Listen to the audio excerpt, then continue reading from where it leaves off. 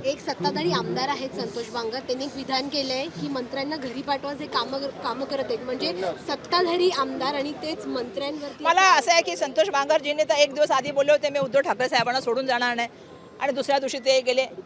असं आहे की व्यक्तींनी आपलं मत दिल्यानंतर प्रत्येक वेळेला 2-2 मिनिटांनी मतं बदलत नसतात। दुर्दैवाने राजकारणाची परिभाषा बदलली। आम्ही राजकारणात एका विचारधारेला घेऊन आलो, जसं बाबासाहेबांनी आम्हाला शिकवलं आणि बाबासाहेबांच्या विचारधारेवर आम्ही चालणारी मंडळी आहे की राजकारण आणि समाजकारण एका सणाच्या 2 बाजू आहेत, आणि त्याही भूमिका घेऊन तुम्ही राजकारणात उतरलं पाहिजे, ही आमची भूमिका होती की समाजकारण म्हणजेच राजकारण, राजकारण म्हणजे समाजकारण। आता दुर्दैवाने राजकारण वेगळं झालेलं आहे। काही सत्ताधारी मंडळी आहेत, म्हणजे पक्ष बदलायचे, जिथे सत्ता आहे तिथे जायचं।